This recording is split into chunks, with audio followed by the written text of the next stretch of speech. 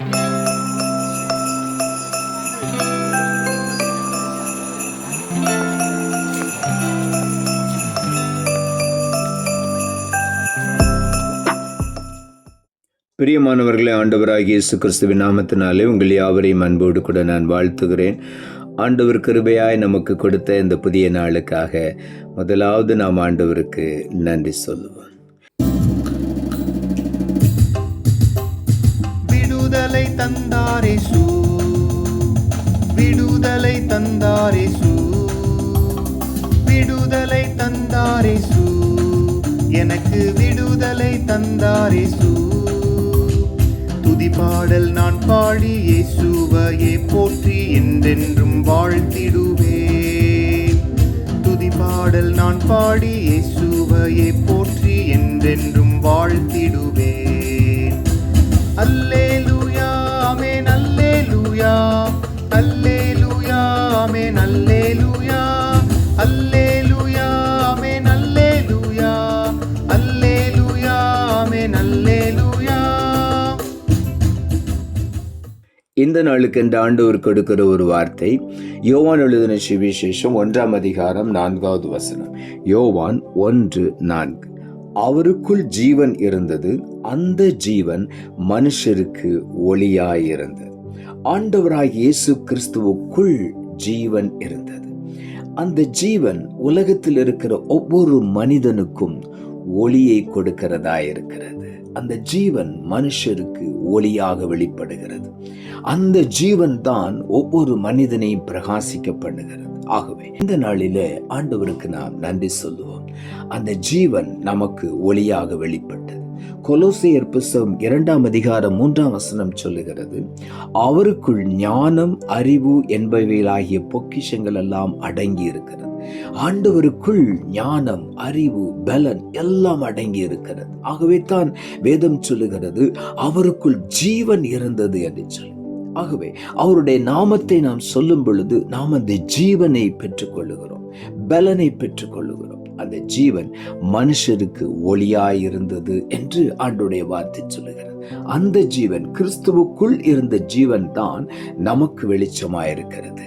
ஆகவே ஆண்டவருக்கு நாம் நன்றி சொல்லுவோம். யோவான் எழுதின சுவிசேஷம் 10ஆம் அதிகாரம் 10ஆம் வசனம் இப்படியாய் சொல்லுகிறது, நானோ அவைகளுக்கு ஜீவன் உண்டாயிருக்கவும் அது பரிபூர்ணப்படவும் வந்தேன் என்றார் என்று இங்கே எழுதப்பட்டிருக்கிறது.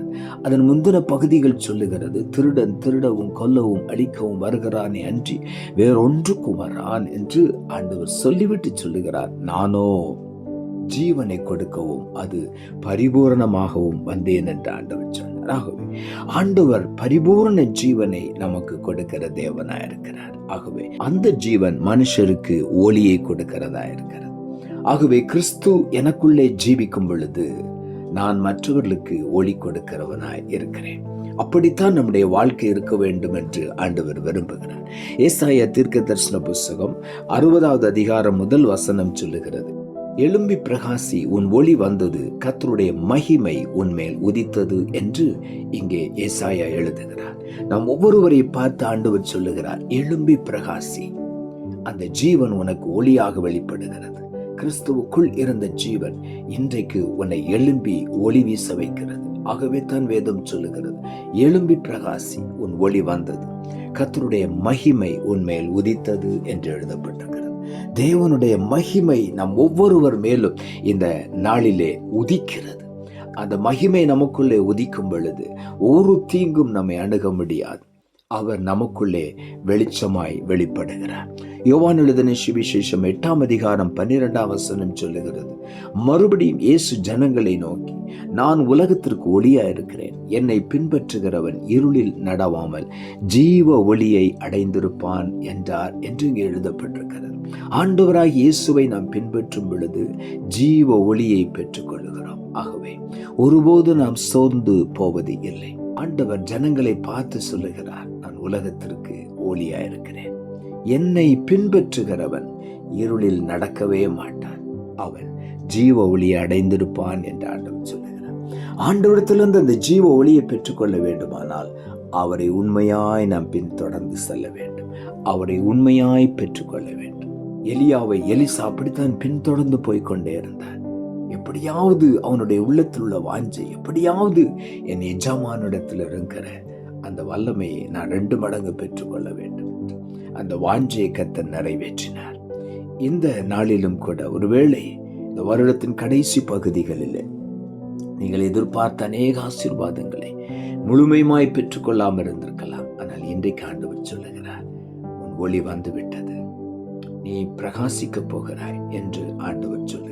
ஆகவே எதை குறித்தும் கவலைப்படாதபடி ஆண்டவருடைய கரத்திலே ஒப்புக் கொடுப்போம். அவருக்குள் இருக்கிற ஜீவன் ஆண்டவர் அதை வெளிச்சமாக, ஒளியாக நமக்குள்ளே வீச செய்திருக்கிறார். ஆகவே நாம் எழும்பி பிரகாசிப்போம். அவருடைய ஒளி நம்ம வந்துவிட்டது. விசுவாசிப்போம், ஆண்டவருக்காக செயல்படுவோம், பெரிய காரியங்களை செய்வோம். நாம் ஜெபிப்போம். அன்புள்ள ஆண்டவரே, கிருபையாய் கொடுத்த இந்த புதிய நாளுக்காய் மறுபடியும் எமக்கு நன்றி செலுத்துகிறோம். அவருக்குள் ஜீவன் இருந்தது, அந்த ஜீவன் மனுஷருக்கு ஒளியாய் இருந்தது என்ற வார்த்தையை கொடுத்தேன். வசனத்தை கேட்டுக்கொண்டிருக்கிற ஒவ்வொருடைய வாழ்க்கையும் எழுந்து பிரகாசிக்கிற ஒரு வாழ்க்கையாய் மாறுவதாக. உதிக்கிற ஒளியினிடத்துக்கு ராஜாக்கள் வருவார்கள், ஜாதிகள் வருவார்கள் என்றெல்லாம் எழுதப்பட்டிருக்கிறது. ஆகவே இன்றைக்கு ஒவ்வொருவரும் எழுந்து ஒளி வீச நீர் உதவி செய்யும் சுவாமி. அந்த ஒளி இருளிலே பிரகாசித்தது, இருளானது அதை ஒருபோதும் மேற்கொள்ள முடியாது. ஆகவே இன்றைக்கு அந்த ஜீவ ஒளியை நாம் பெற்றுக்கொள்வோம். ஆண்டவருக்கு ஜீவனுள்ள சாட்சிகளாய் எழும்பி பிரகாசிப்போம். நிச்சயமாகவே ஆண்டவர் ஒவ்வொருவரையும் இன்றைக்கு எழும்பி பிரகாசிக்க பண்ண போகிறார். நம்முடைய வாழ்க்கையில் இருக்கிற மறைவான இருள், எல்லா குறைவுகளும் நிறைவாகிறது. நாம் பூரணமாய் பிரகாசிக்க போகிறோம். பூரணமாய் ஆண்டவர் நம்மை பிரகாசிக்க பண்ண போகிறார். ஆகவே உள்ளத்தின் ஆழத்திலிருந்து உம்மை நாங்கள் நன்றியோடு ஸ்தோத்திரிக்கிறோம், துதிக்கிறோம். ஒவ்வொருவரையும் இன்றைக்கு அப்படி நீர் பிரகாசிக்க போகிறபடியினால் உமக்கு நன்றி தாழ்த்துகிறோம். இரட்சகர் இயேசுவின் நாமத்தில் ஜெபிக்கிறோம் நல்ல பிதாவே, ஆமென்.